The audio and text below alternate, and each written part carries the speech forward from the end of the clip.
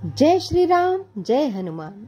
दीप्स भारती नारी 09 यह मेरे चैनल में आपका स्वागत है। तो आज मैं आपको ले आई हूँ काटोल के हनुमान जी के मंदिर में। अवसर है हनुमान जी का जन्मोत्सव और यह पूरे भारतवर्ष में धूमधाम से हर हनुमान जी के मंदिर में मनाया जाता है।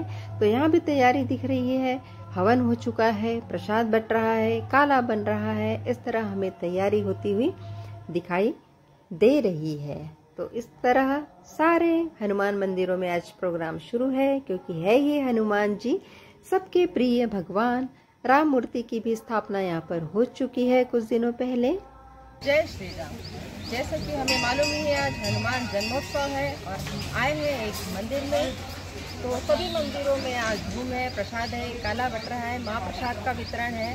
तो आज ही के दिन चलिए हम आपको ले चलते हैं एक ऐसे ही हमारे गांव के पास का बेलोना शहर है, वहाँ पर है हनुमान जी का मंदिर। हम आपको वहाँ की यात्रा के बारे में जानकारी देने वहाँ के लिए चलते हैं। जय बजरंगबली, जय श्री राम। चलिए आज हम चलते हैं बेलोना के प्रसिद्ध बजरंगबली की रथ यात्रा में, जिसकी मान्यता है कि वह काफी वर्षों से होती चली आ रही है। और क्या है उसके पीछे का राज और रहस्य, वो हम देखते हैं आज। तो चलिए हम चलते हैं बेलोना की रथ यात्रा के लिए और जानते हैं वहाँ के राज। जय श्री राम, जय बजरंगबली। वर्ष दिसंबर महीने में यह यात्रा होती है।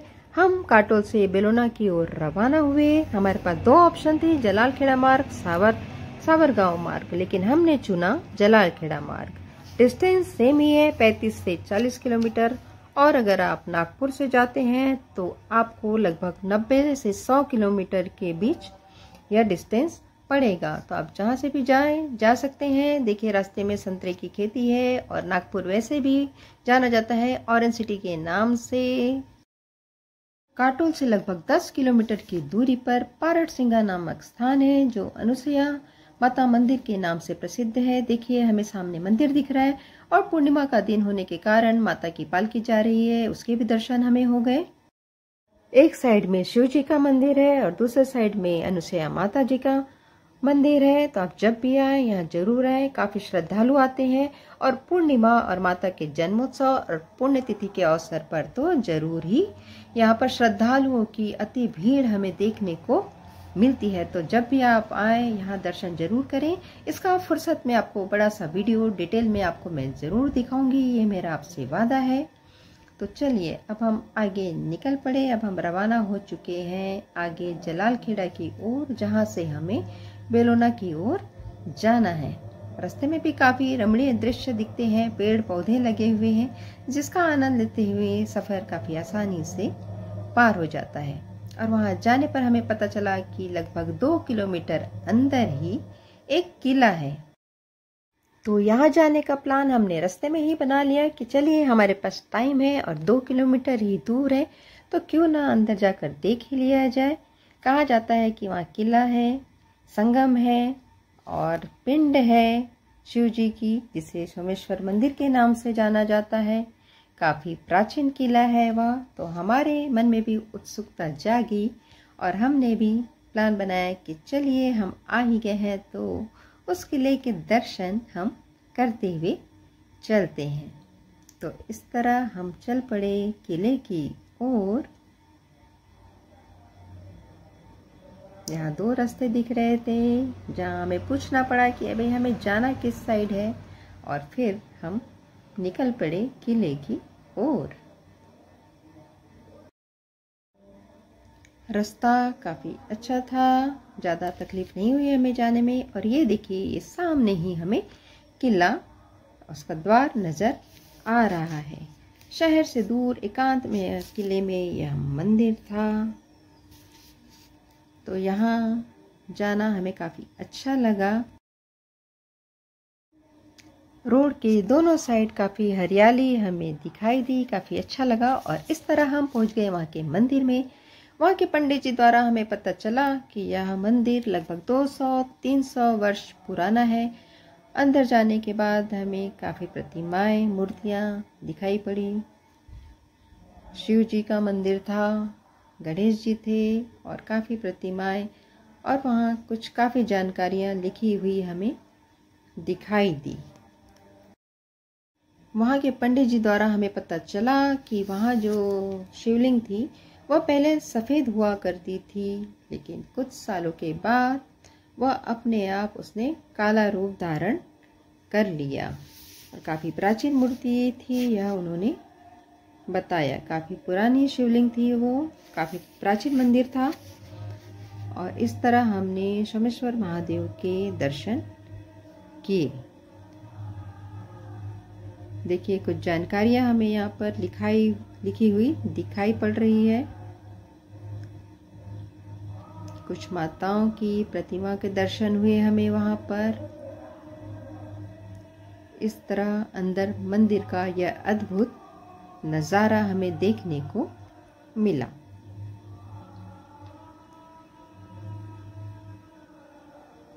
जब भी आप जाएं यहाँ दर्शन करने ज़रूर जाएं। जलाल खेड़ा के बिल्कुल नज़दीक ही है। और जैसे ही हम मंदिर से बाहर निकलेंगे सामने नदी का संगम है। अभी तो काफ़ी पानी नहीं था, फिर भी काफ़ी अच्छा नज़ारा था। और यहाँ पर वर्धा और जाम नदी का संगम है, ऐसा हमें बताया गया। और काफ़ी रमणीय दृश्य था। आप यहाँ जाकर दर्शन जरूर कर सकते हैं। एक सुखद अनुभव जो हमने किया, आप भी वहाँ अनुभव कर सकते हैं। तो इस तरह हमने बेलोना जाते हुए इस मंदिर के दर्शन किए और फिर हम निकल पड़े अपने बेलोना के सफ़र की ओर। जलाल खेड़ा से मोवाड़ होते हुए फिर हम पहुंच गए बेलोना, जहाँ की रथ यात्रा के हम अभी आपको दर्शन कराएंगे। तो देखिए हम पहुंच चुके हैं और बाहर से ही यहाँ पर मेला लगा हुआ है। देखिए हर माल 10 रुपये, 15 रुपये और इस तरह तरह तरह की ऐसी कौन सी वस्तुएं हैं जो इस मेले में हमें देखने को नहीं मिलती। झूले से लेके बच्चों के खेल खिलौने से लेके किचन के सामान से लेके घर के डेकोरेशन से लेकर खाने पीने के पदार्थ और पूजा का सामान, प्रसाद का सामान, मेकअप का सामान, कपड़े, स्वेटर, इस तरह सारी चीज़ें हैं जो हमें इस मेले में मिल जाती हैं। जैसे कि हमें मुखौटा भी दिखाई पड़ रहा है यहाँ पर।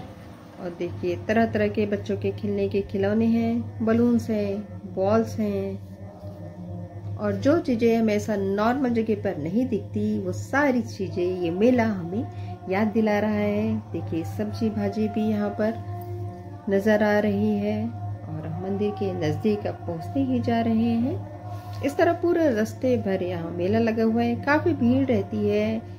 इस 3 दिनों में ऐसा कोई घर नहीं होता जिस घर में मेहमान नहीं होते। चाहे उस गांव के लोग बाहर सर्विस कर रहे हों या पढ़ रहे हों, ये 3-4 दिन वो वापस अपने घर आ ही जाते हैं। और मेहमान तो आते ही हैं। लगभग 2-3 लाख लोग इस गांव में आपको उस समय नजर आएंगे। और लोग खुशी खुशी स्वागत भी करते हैं लोगों का, मेहमान नवाजी भी करते हैं। तो देखिए इस तरह हम पहुंच रहे हैं मंदिर के बिल्कुल पास में। तरह तरह के पहचान के लोग भी हमें यहाँ पर देखिए नज़र आ जाते हैं। तो इस तरह ये हमें दिख रहा है मंदिर की ओर जाने का मार्ग। और दूसरी साइड जाएंगे तो आगे मेला लगा ही हुआ है, आगे झूले और काफ़ी मेला दूर तक लगा हुआ है, जो रात में अति रमणीय दृश्य दिखता है। लेकिन हम आए थे दिन में, तो हम आपको दिन के नज़ारे का दर्शन कराएंगे। प्रसाद मिलना शुरू हो गया है। फूल, मालाएं, प्रसाद, नारियल यहाँ आपको मिल जाएंगे। तो देखिए यहाँ पर प्रसाद वितरण है। यहाँ के पेड़े भी काफ़ी फेमस हैं, आप चाहें तो ज़रूर खाएं। कंदी पेड़ा यहाँ पर हमें मिल जाता है। और इस तरह देखिए हम मंदिर के बिल्कुल पास पहुँचते हुए हमने भी प्रसाद लिया और हम आगे की ओर रवाना हुए।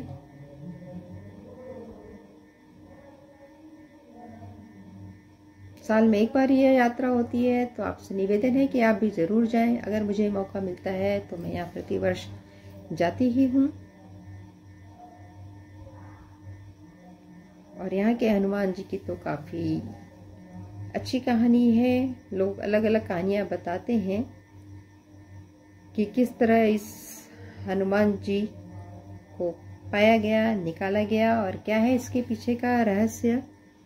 यह सब वहाँ के लोग हमें बताते हैं। तो इस तरह देखिए हम पहुँच चुके हैं इस मंदिर की ओर। काफ़ी भीड़ है मंदिर में। मंदिर में लोग दर्शन कर रहे हैं। वैसे तो हनुमान जी साइड में अपने रथ में सवार हैं। अभी लोग मंदिर का दर्शन कर उस हनुमान जी के भी दर्शन कर रहे हैं। तो चलिए इस भीड़ को चिरते हुए हम भी चलते हैं। और ये है वह मंदिर जहाँ हनुमान जी साल भर बंदिस्त रूप में कपड़े में बंधे हुए रहते हैं। और ये साल के ये सिर्फ 2.5-3 दिन होते हैं जब उन्हें बाहर निकाला जाता है, जब लोग उनके दर्शन कर सकते हैं। और बाकी टाइम या बंदिस्त रूप में कपड़े में लपेटे हुए बंद करके बांध कर रखे जाते हैं। क्यों बांध कर रखे जाते हैं? कहा जाता है कि वे बार बार भाग जाते थे, इसलिए उन्हें बिल्कुल बांध कर रखा जाता है। और उन्होंने खुद स्वप्न में आकर कहा किसी के कि मुझे सिर्फ साल के 3 दिन बाहर निकालिए, उसके अलावा फिर उन्हें हमेशा बंद करके उस मंदिर में रखा जाता है। इसके आप साल भर दर्शन कर सकते हैं, लेकिन वो बंद रूप में आपको दिखेंगे। आप उनके ऐसे दर्शन नहीं कर सकते हैं। यह प्राचीन वृक्ष है जो काफी पुराना है, इस मंदिर में लगा हुआ। इस मंदिर की हमने परिक्रमा की और इस तरह हमने इसके दर्शन किए। और यहाँ से ही बाहर की ओर हनुमान जी के हमें दर्शन होंगे जो अपने रथ पर सवार है। तो ये देखिए हमें रथ दिखाई पड़ रहा है। काफी भीड़ है यहाँ पर, लेकिन आसानी से दर्शन हो जाते हैं। रथ पर बाल स्वरूप हनुमान जी सवार है। यहाँ पर कार्यक्रम भी शुरू है, गान हो रहा है, कुछ नृत्य हो रहा है। इस तरह लोग अपनी अपनी आस्था वहाँ पर प्रकट कर रहे हैं। जय हनुमान। तो ये देखिए यह है वो बजरंगबली जो साल में 2.5 दिन हमें सिर्फ दर्शन देते हैं। काफी श्रद्धालु आते हैं प्रतिवर्ष यहाँ। और यह इसलिए प्रसिद्ध है कि ये संतान पूर्ति व इच्छा पूर्ति हनुमान के रूप में भी जाना जाता है। तो लोग अपनी आस्था से यहाँ पर प्रतिवर्ष जरूर आते हैं।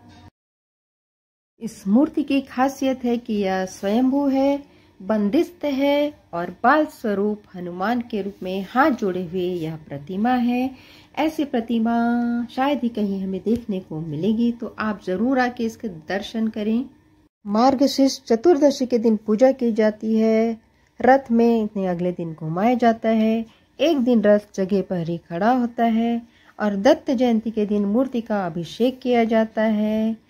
और तीसरे दिन लाई का प्रसाद वहाँ पर बांटा जाता है। काफ़ी मात्रा में लोग वहाँ इकट्ठा होते हैं उस प्रसाद के लिए। तो इस तरह लगभग 2.5 से 3 लाख लोग कम से कम यहाँ पर एकत्रित होते हैं। प्रतिवर्ष अपनी आस्था के साथ आते हैं। हर घर में मेहमान होते हैं और लोग इस बेलोना में इस दिन को, इस समय को किसी त्योहार से कम रूप में नहीं मनाया जाता। सारे लोग खुशी खुशी मेहमानों का आवभगत करते हैं, उनका इंतज़ाम करते हैं और इस तरह ये एक फेस्टिवल की तरह बेलोना में मनाया जाता है। कहते हैं कि किन्हीं के स्वप्न में आकर हनुमान जी ने दर्शन दिए थे और बताया था कि वो किस जगह पर है। फिर उन्हें निकाला गया और बाद में ऐसा पाया गया कि वो भाग भी जाते थे, या फिर उन्हें स्वप्न में कहा कि मुझ पर किसी की परछाई ना पड़े वर्ष भर, तो मुझे बांध कर रखा जाए। सिर्फ 2.5 दिन 3 दिन के लिए आप मुझे बाहर निकालें, पूजन करें, लोगों को दर्शन कराएं। तो इस तरह मान्यताएं हैं। देखिए किस तरह बाजे गाजे के साथ लड़के लड़कियां सारे हर्षोल्लास के साथ में पूजा कर रहे हैं, अपना प्यार, आस्था, विश्वास झलका रहे हैं। कोई मतभेद नहीं, कोई भेदभाव नहीं। काफ़ी खुशी हर्षोल्लास के साथ, किसी पर्व से कम नहीं होता यह त्यौहार। तो आप भी अगर आसपास से हैं तो एक बार बेलोना जरूर जाएं। इस समय नहीं गए तो अगले दिसंबर का वेट करें और जरूर जाएं इन बाल स्वरूप हनुमान जी के दर्शन करें। संतान पूर्ति और इच्छा पूर्ति और मनोकामना पूर्ति को पूर्ण करने वाले ये 5 स्वरूप दंडिका हनुमान जी माने जाते हैं। लोगों की आस्था है, प्यार है, भरोसा है, विश्वास है। तो इस तरह बेलोना में हमने गुजारा यह दिन। तो इस तरह देखिए कितनी मस्ती थी, कितनी धूम थी, कितने हर्षोल्लास के साथ लोग यहाँ पर आस्था विश्वास के साथ में आते हैं और प्रतिवर्ष आकर अपनी मनोकामनाएं मांगते हैं, भगवान के दर्शन करते हैं। तो आप भी जरूर आए, जरूर एक बार यहाँ पधारें और इस 5 स्वरूप हनुमान जी के दर्शन करें। अगर आपकी कोई मनोकामना है तो कहा जाता है कि ये हनुमान जी उसे जरूर पूर्ण करते हैं। जय हनुमान। तो देखिए कितने प्यारे से ये हनुमान हैं, भोले से। अब शरारती तो होंगे ही, क्योंकि वो उनके कहते हैं ना नस नस में बसा हुआ है। तो ये थे हमारे प्यारे से हनुमान जी, 5 स्वरूप हनुमान जी, जिसका दर्शन कराने की हमने आपको एक छोटी सी कोशिश की है। हो सके तो अगले वर्ष 3 दिन का पूर्ण वीडियो अच्छी ज़्यादा जानकारी के साथ आपको देने का प्रयास करेंगे। तो चलिए हम मिलते हैं अगले वर्ष इसी जगह पर फिर से कुछ नए वीडियो के साथ, नई तस्वीरों के साथ, नई यादों के साथ। जय हनुमान, जय बाल हनुमान, जय बजरंग बली।